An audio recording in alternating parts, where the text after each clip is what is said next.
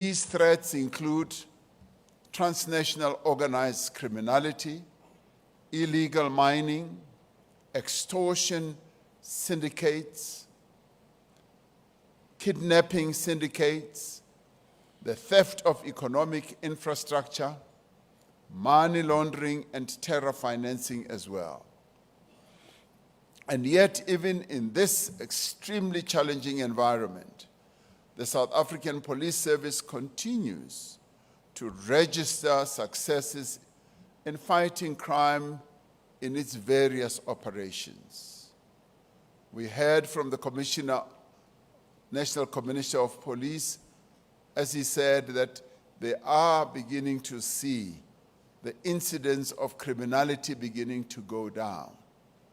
And we also heard the minister talking about a number of initiatives that are underway to address the challenge of criminality.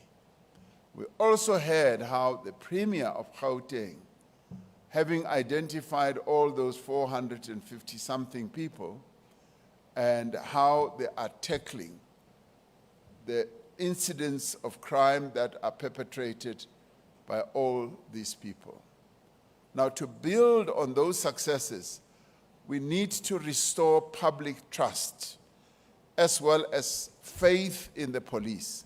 We need to improve the relationship between the police and the communities that the police serve. And that is why it is so important for this very first police summit not only to be a boys' or a girls' club of the police, but it should also include the key stakeholders in our communities who are going to participate in charting the way forward, in coming up with clear strategies of how we should tackle criminality in our country. So we need to work to improve the morale of the police, many of whom are battling heavy workloads, who have insufficient resources, as well as outdated systems.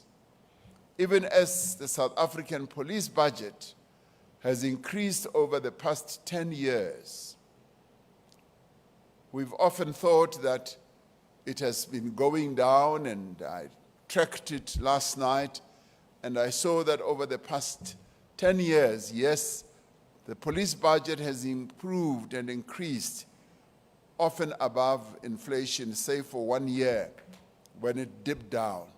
So much as we are improving and increasing the police budget, the reality is that the number of police personnel has been declining while the country's population has been growing. The resources of the police are stretched extremely thin. This means that we must work better as well as smarter by using existing resources more effectively. We know that communities are the most potent resource for fighting crime. Crimes happen in communities, and criminals are often known in communities. If you hear of a crime that has been committed in a particular area, you often hear people say, we know who could have done it. They have real intelligence about how that criminal act could have happened. Even if it is a heinous crime like a rape, the killing of a child, the killing of a woman, even if it is a robbery, they know quite often who did it.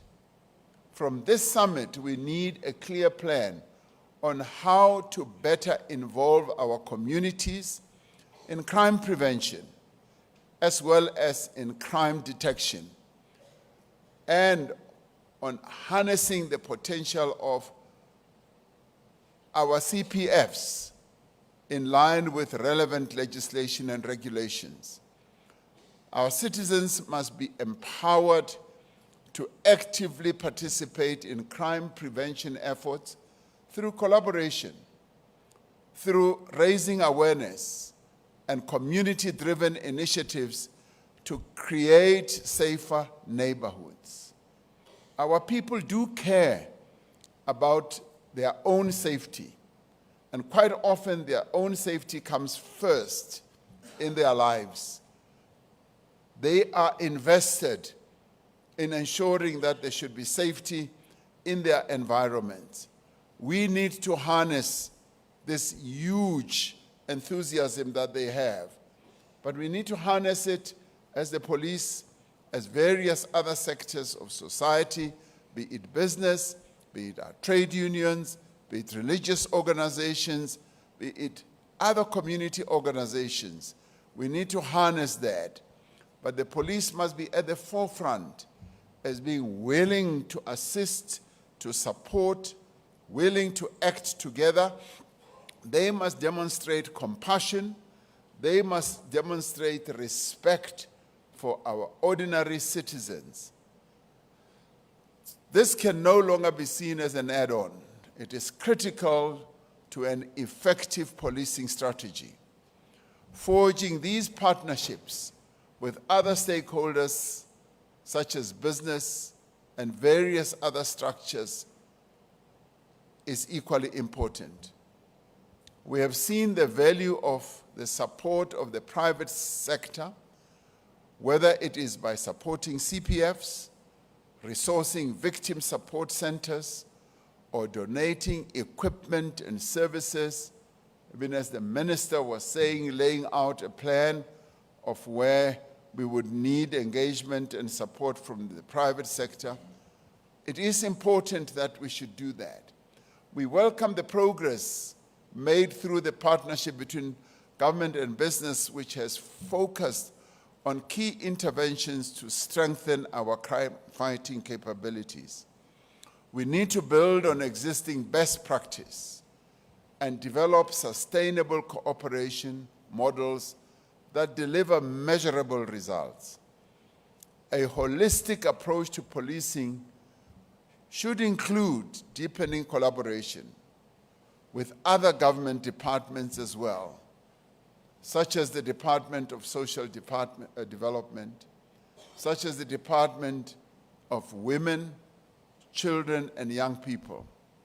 It also includes deepening cooperation with community leaders, community-based organizations that have the capacity to tackle some of the social causes of crime. Data that we have should play a pivotal role in policing and law enforcement. And we need, therefore, to apply a socio-economic lens when analyzing such data. The data may tell us, for example, about a community with a high prevalence of housebreaking and robbery, in which substance abuse is also rife. Understanding the connections revealed by this data should inform the approach to policing in that community. There is ample data on the linkages between alcohol abuse and the prevalence of gender-based violence.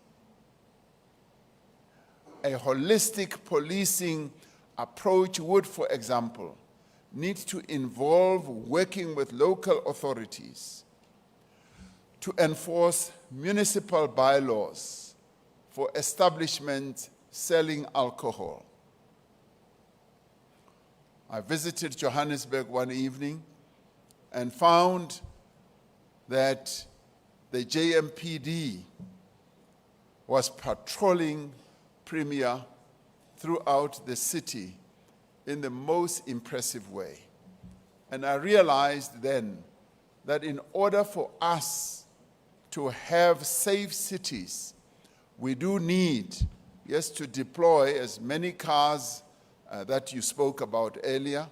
We also do need to have a presence of the police to deter criminality.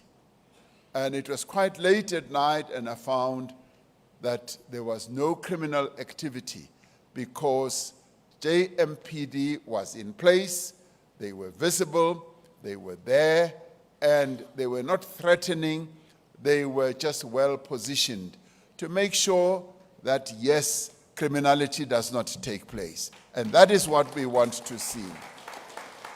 So it is therefore important that our presence as police should be seen.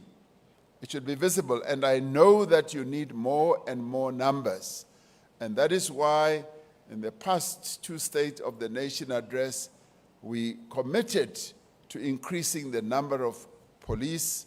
And yes, I'm glad to see that even our metros are increasing the number of traffic officers, municipal police. But here in Gauteng, you have also taken on the safety wardens, the